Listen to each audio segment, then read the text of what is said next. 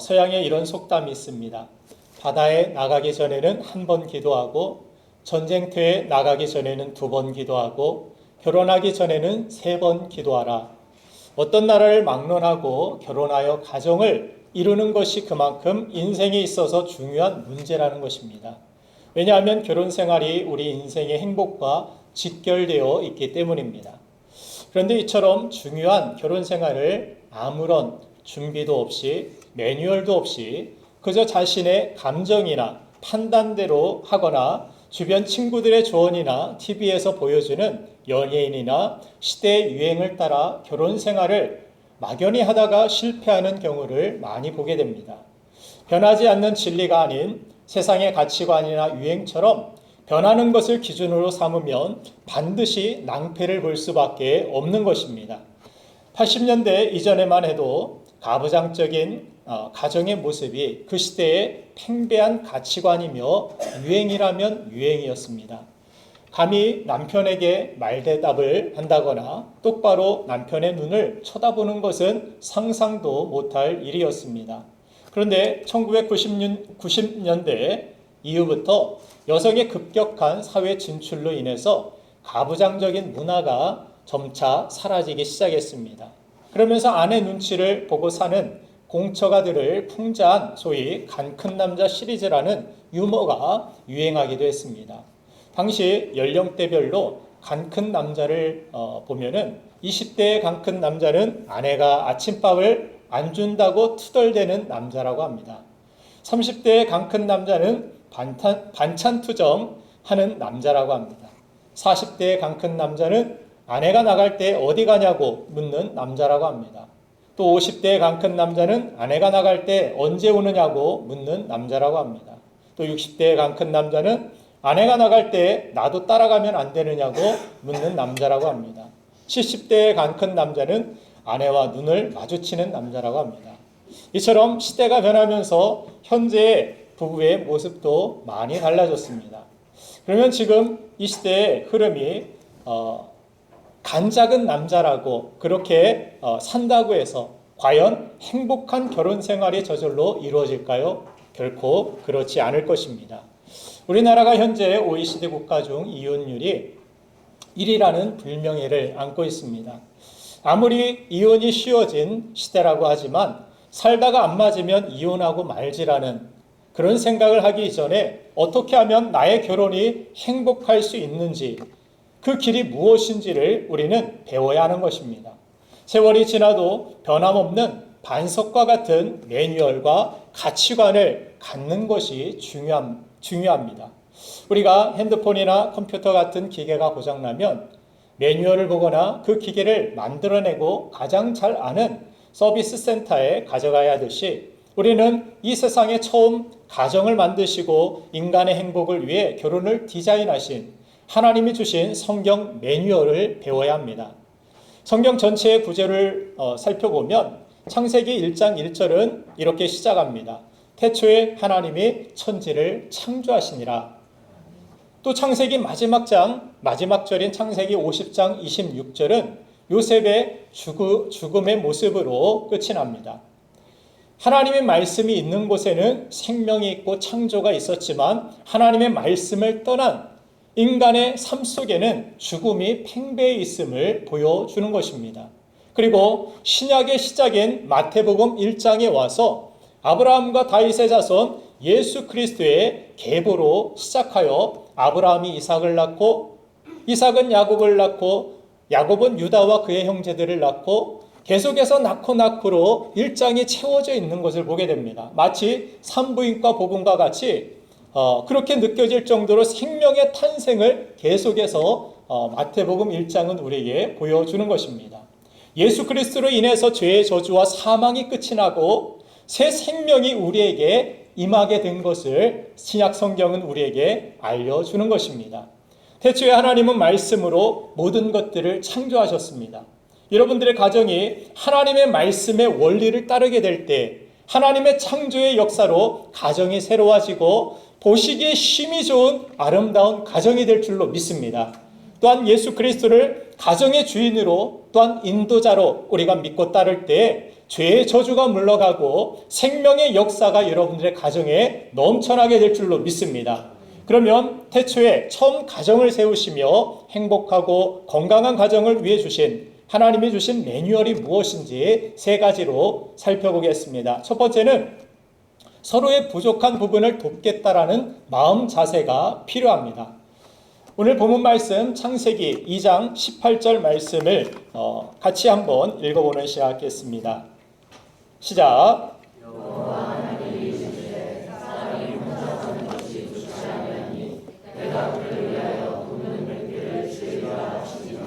아멘.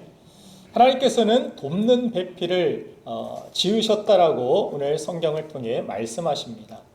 두 사람이 만난 이후에는 서로 도우라는 하나님의 섭리, 하나님의 뜻이 있었음을 성경은 분명히 기록하고 있습니다. 하나님께서 천지 창조를 하시면서 창세기를 보면 보시기에 좋았더라 하는 그런 말씀이 거듭되어 나오는 것을 보게 됩니다.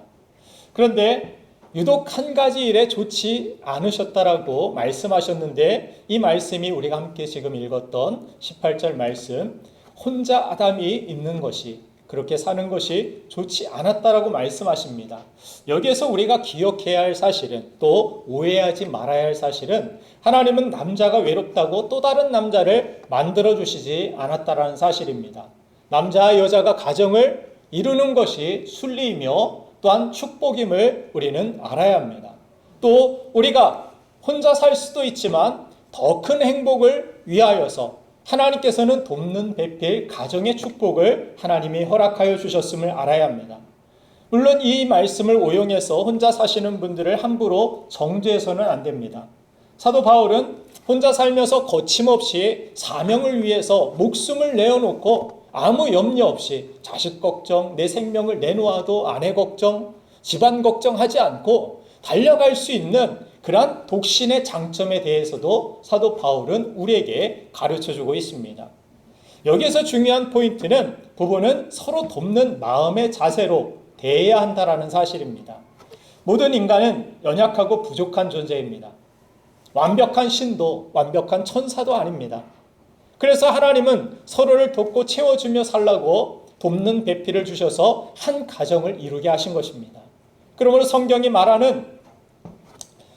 말해주는 이혼 사유인 외도가 아닌 다른 이유들, 연애할 때는 눈에 콩깍지가 쓰여서 잘 몰랐던 어떤 습관들이나 잘못된 어떤 모습들, 이 부족함들이 결혼 후에 크게 보인다 할지라도 그것은 실망한 일도 또한 비난할 일도 아님을 알아야 합니다. 오히려 그 연약함이 우리에게 보인다라는 것은 내가 도와주고 내가 희생해야 될 그러한 부분임을 우리가 아는 것이 중요합니다.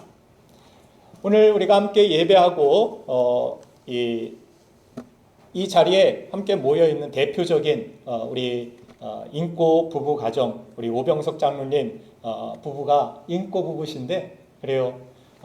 외람 때지만 우리 장로님께 한 가지 질문 하나 드리겠습니다. 처음에는 두 분이 바라보실 때 다 이 신성일 같고 어맹랑 같고, 그렇죠? 그렇게 보이셔서 서로가 아름답고 서로가 좋아서 결혼에 이런 고백이 있었고 결혼을 하게 됐으리라 생각이 됩니다.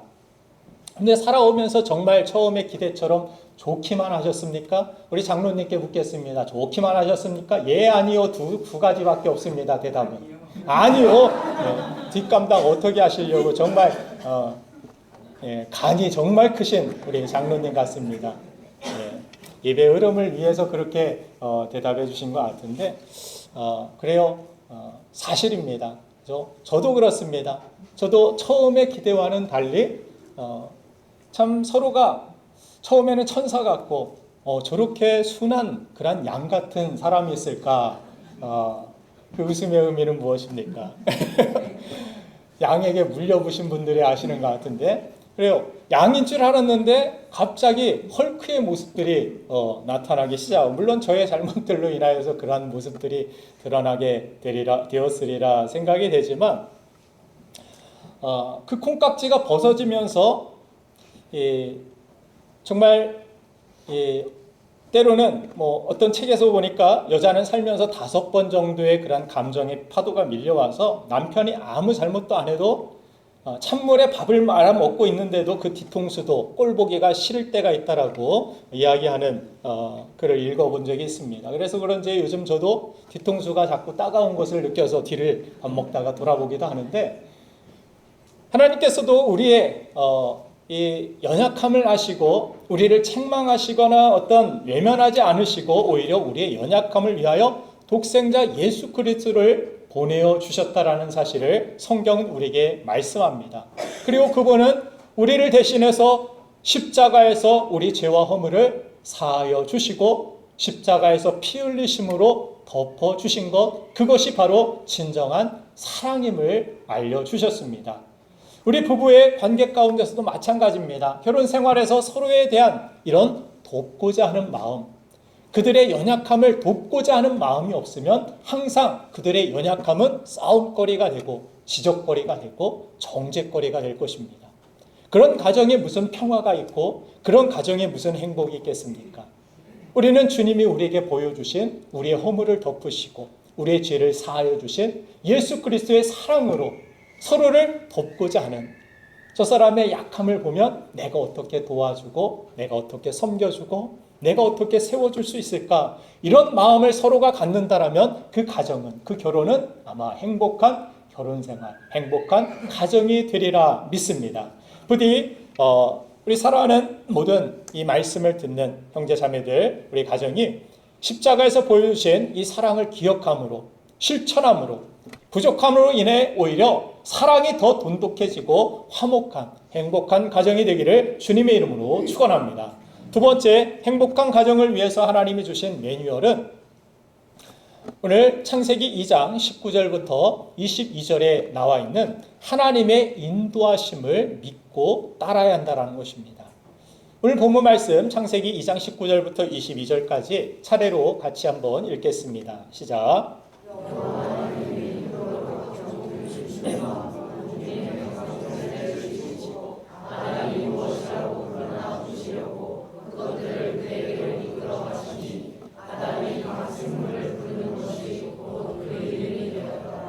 아멘.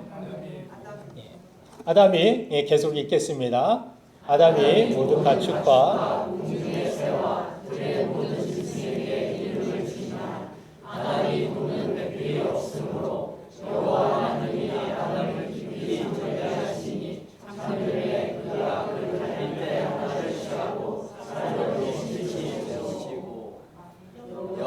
하나님이 아담에게서 취하신 그 갈빗대로 여자를 만드시고 그를 아담에게로 이끌어 오시니. 아멘.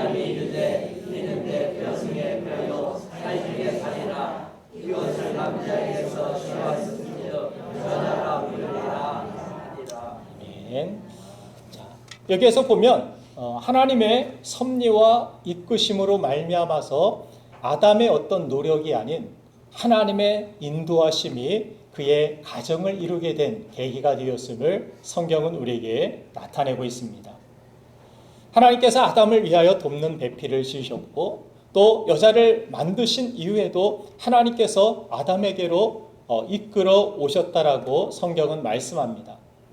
아담과 하와의 만남이 하나님의 주도적인 섭리와 계획과 인도하심 속에서 이루어진 것임을 성경은 강조하면서 그렇게 우리의 가정들도 이루어졌다라는 사실을 알아야 한다는 것입니다. 여러분들의 가정은 내가 선택해서 내가 좋아서 결혼한 것 같고 배우자를 만난 것 같지만 하나님의 섭리와 계획이 있다라는 사실을 여러분들 믿으십니까? 네. 하나님의 섭리와 계획이 우리 가정에, 우리 결혼 가운데 있다라는 것을 우리가 믿는다라면 이제부터 우리는 어떻게 살아야 됩니까?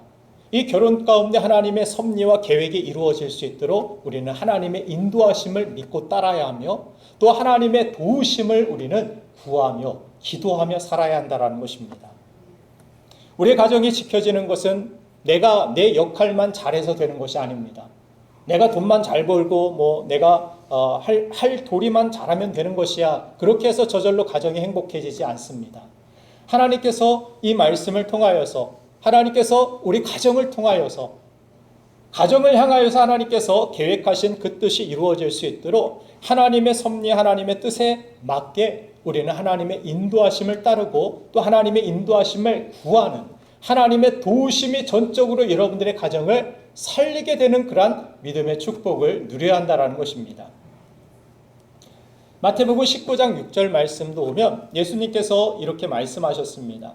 그런즉 이제 둘이 아니요 한 몸이니 그러므로 하나님이 짝지어 주신 것을 사람이 나누지 못할지니라. 하나님이 짝지어 주셨다라고 했습니다. 오늘 말씀도 하나님께서 이끄셨다라고 말씀하십니다. 결혼은 하나님이 이끄셔야만 진정한 성공, 진정한 행복한 가정을 누리게 되는 것입니다.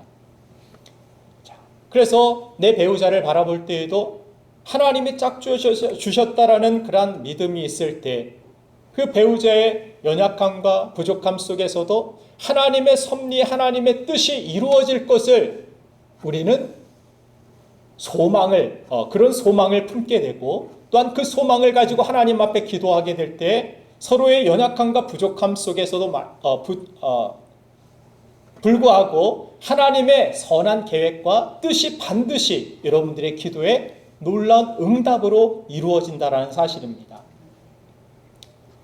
그래서 현재 내 남편과 아내에 대하여서 우리는 하나님의 인도하심이 있었다는 것을 믿을 때 감사하게 되고 또 우리는 하나님의 도우심을 위하여서 기도할 수 있고 또 아직 결혼하지 않은 청년들은 하나님의 주시는 만남의 은혜를 구해야 한다는 사실을 오늘 말씀을 통해 배우게 되는 것입니다. 고린도전서 12장 3절을 보면 누구든지 성령이 아니고서는 예수를 주시라 고백할 수 없다라고 말씀하십니다. 우리가 예수님을 나의 주님이십니다 이렇게 받아들이고 믿게 되는 데는 성령의 인도하심과 도움이 있다라는 사실을 성경은 말씀해 줍니다. 예수를 나의 구주로 믿을 수 있는 것이 성령의 도우심이라면 우리의 가정도 우리의 결혼도 성령께서 도우시면 아무리 힘들고 아무리 엮이는 가정에 속하여 있다 할지라도 성령은 그 모든 마른 뼈에서도 생기를 일으키시고 또 생명이 되어 살게 하시는 것처럼 우리의 가정도 성령의 도우심으로 말미암아 살아나게 되고 하나님의 놀라운 은혜와 축복이 가득한 가정을 이룰 수 있다라는 사실을 우리는 믿어야 한다는 것입니다.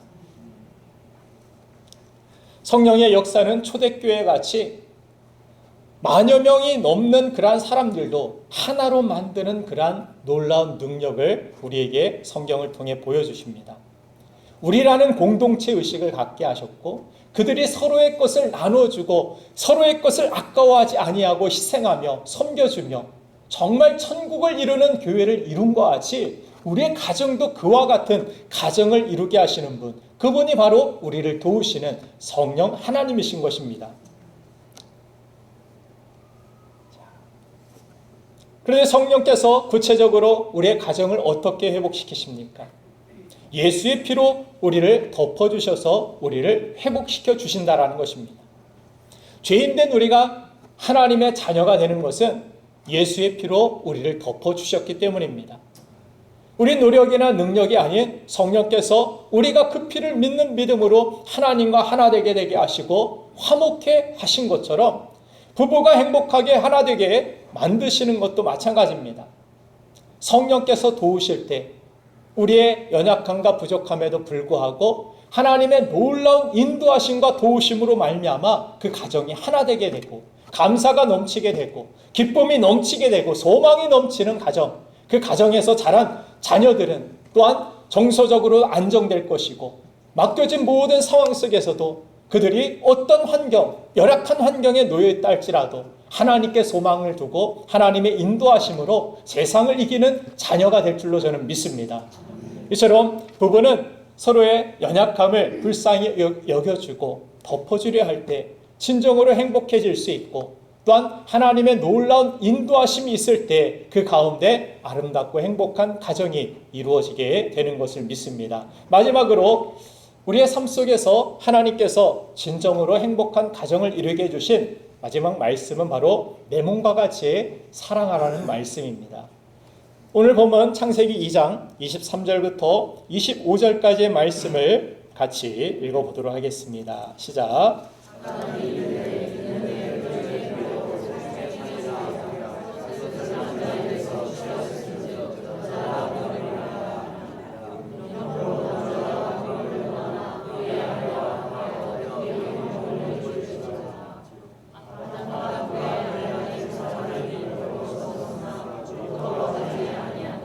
아멘. 자신의 모습을 보고 부끄러워하는 사람은 없죠. 또한 오늘 성경을 보니까 한 몸을 이루라고 하나님께서 말씀하여 주셨습니다. 저 사람의 몸이 나의 몸과 같이 느껴지는 것, 그것을 하나님께서 첫 번째 가정을 세우시면서 서로가 서로를 위하여서 저 사람의 아픔이 나의 아픔이 되고 저 사람의 연약함이 나의 연약함이 되어서 서로 품고 서로 보듬어주며 서로를 위하여서 함께하는 그런 가정이 바로 하나님께서 꿈꾸신, 하나님께서 계획하신 가정임을 오늘 성경은 말씀해주고 있습니다. 아담과 하와의 몸이 다른 몸이 아니라 다른 개체로 살고 있지만 결국 한 몸이라고 하나님께서 말씀해 주시는 것을 우리는 기억해야 합니다. 육체적으로 뿐만이 아니라 정신적으로, 영적으로 하나를 이루는 것, 그것이 하나님이 기뻐하시는 가정의 모습인데, 한 몸이라는 것은 무엇을 의미합니까? 아내를 사랑하는 것이 곧 자기 몸을 사랑하는 것이 되고, 남편의 존중하는 것이 곧 자기 몸을 존중히 여기는 것을 의미합니다. 반대로 자기 아내나 남편을 비난하는 것은 누워서 침 뱉는 것과 같은 것이라는 사실입니다. 특별히 아담이 하와를 만났을 때 내 뼈 중에 뼈요 살 중에 살이라 이렇게 고백하는 장면을 우리가 함께 읽었습니다. 내 뼈 중에 뼈요 내 살 중에 살이라. 하와를 보고서 너라고 이야기하지 않고 나라고 이야기하는 아담의 고백을 들어보게 되는 것입니다. 이것이 진정한 사랑이라는 것입니다. 주님께서도 이웃을 사랑할 때 내 이웃을 내 몸과 같이 사랑하라 이렇게 말씀하셨죠. 진정한 사랑이라는 것은 다른 사람을 타인으로 보는 것이 아니라 나로 여길 수 있는 것, 그것이 진정 사랑이라는 것입니다. 그래서 우리가 말을 할 때나 누구를 도울 때나 어떤 것을 섬겨줄 때 저 사람을 바라볼 때 나라는 태도를 가지고서 내가 이 말을 할 때 저 사람의 입장에서 내가 듣는다라면 이 말을 어떻게 내가 듣게 될 것인가? 이런 말을 할 때 우리는 조금 더 말을 실수를 덜 하지 않을까 이런 생각을 해봅니다. 이 이야기를 저 사람의 입장에서 내가 들었을 때, 이 행동을 저 사람의 입장에서 내가 받게 될 때 어떤 마음을 가지게 될까? 역지사지의 그러한 마음을 가지고 또 저 사람을 타인으로 여기는 것이 아니라 나라고 여길 때 진정으로 하나됨을 이룰 수 있게 되고 진정한 행복이 그 안에 넘치게 된다는 것입니다. 다른 사람을 다른 사람으로 여기지 않고 나로 여기는 것, 그것이 그리스도의 사랑이기 때문입니다. 하나님은 우리가 죄인됨을 아시면서도 우리를 사랑하사 독생자 예수 그리스도를 내어주셨다라고 말씀하십니다. 우리의 죄로 우리는 죽을 수밖에 없는 운명이지만, 지옥 갈 수밖에 없는 운명이지만, 그러나 하나님은 우리의 죄와 허물과 우리의 연약함과 우리의 절망적인 운명을 우리의 것으로, 우리의 탓으로 돌리지 아니하시고, 하나님은 하나님의 아픔으로 여러분들의 죄를 나의 죄로 여기시고 예수님은 십자가에서 우리의 죄를 대신 짊어지시고 죽으셨습니다. 그래서 우리의 죄를 사하여 주신 것입니다. 우리를 살게 하신 것입니다. 우리의 가정도 살아날 수 있는 이유는 이와 같은 사랑이 있을 때, 우리 교회가 부흥하고 살아날 수 있는 이유도 마찬가지입니다. 서로를 사랑으로 대할 때, 내 몸과 같이 사랑하게 될 때 그 교회 안에 진정한 행복이 있고 진정한 감사가 있고 진정한 하나님의 은혜가 있게 되는 것입니다.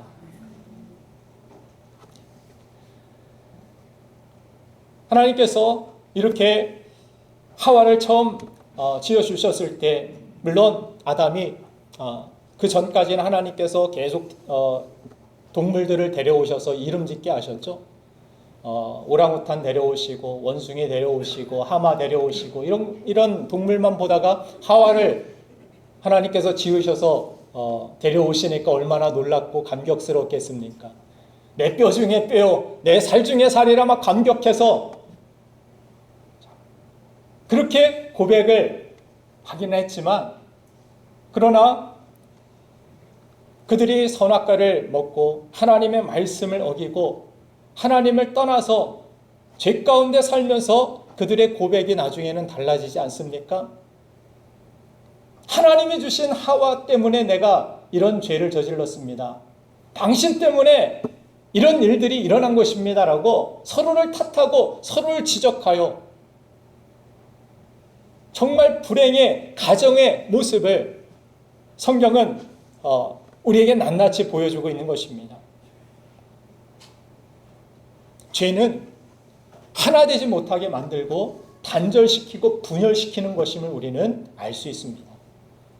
하나님의 말씀을 함께 우리가 듣고 가정이 함께 믿음으로 신앙생활하는 것 정말 중요한 일입니다. 하나 되어 영적으로도 하나 되어 하나님을 섬기고 하나님을 의지하여 나아갔을 때는 정말 이 가정의 에덴의 축복이, 에덴의 놀라운 은혜가 날마다 끊이지 않았습니다. 서로를 바라보며 막 감격하고 기뻐하며 그런 사랑의 표현, 감사의 표현, 그것이 끊이지 않았습니다. 그러나 하나님을 떠나니까 죄 가운데 그들은 하나님과 단절되어서 오히려 서로를 탓하고 원망하며 안타까운 가정에 이르게 되었고, 그들의 자손인 후손들은 죄 가운데서 고통스럽게 방황하고 서로를 미워하고 서로를 죽이는 데까지 이르는 모습을 성경은 우리에게 보여줍니다. 우리의 삶 가운데 하나님을 향한 그러한 믿음을 가지고 하나님께서 허락하여 주신 배우자를 바라볼 때 하나님의 선하신 인도하심 속에서 하나님께서는 내 몸과 같이 아내를 바라보고 남편을 바라볼 때 그 가운데 진정한 하나님의 사랑으로 말미암아 치유가 있고 회복이 있고 하나님의 도우심으로 말미암아 놀라운 믿음의 가정, 아름다운 형통의 가정을 이루게 될 것을 우리에게 분명히 보여주십니다. 사랑하는 여러분들, 에베소서 5장 28절 말씀에서도 보면 이와 같이 남편들도 자기 아내 사랑하기를 자기 자신과 같이 할지니 자기 아내를 사랑하는 자는 자기를 사랑하는 것이라 말씀하여 주셨습니다. 진정한 사랑은 둘을 하나 되게 하는 힘이 있습니다. 상대를 너라고 하지 않고 바로 나라고 하는 사랑, 이것이 부부의 사랑이고 두 사람이 함께할 영원한 하나님이 우리에게 가르쳐 주신 사랑의 모습인 것입니다. 여러분들, 진정한 사랑은 1인칭입니다.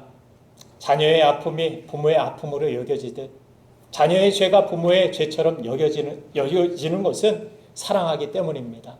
남편을 향하여서 아내를 향하여서 이런 마음이 들지 않는다라면 남편 때문, 아내 때문 이렇게 탓하기 이전에 내 안에 진정한 주님의 사랑을 회복해 달라고 하나님 앞에 기도하시기 바랍니다.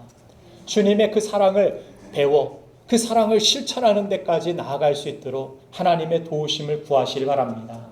그런 사랑이 넘치는 가정 가운데 진정한 평안과 기쁨이 넘치고 자녀들이 잘 되고 하나님이 주시는 놀라운 축복이 넘치는 그러한 가정, 그래서 결혼은 지옥이다라고 세상은 지금 외치고 있지만 결혼은 이와 같이 천국이 될 수 있는 곳이야 라고 보여줄 수 있는 믿음의 가정, 우리 사랑하는 신부 가족들 되기를 주님의 이름으로 축원합니다. 우리 시간 함께 우리 가정을 위하여서 기도하고